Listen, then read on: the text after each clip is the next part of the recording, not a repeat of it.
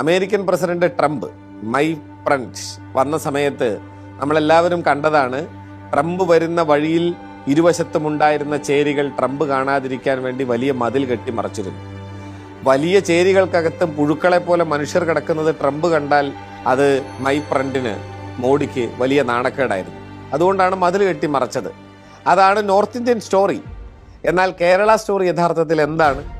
കേരളത്തിൽ വീടില്ലാത്ത 4 ലക്ഷത്തിൽ പരം വരുന്ന മനുഷ്യർക്ക് വീട് വെച്ചു കൊടുക്കുന്നതാണ് കേരള സ്റ്റോറി.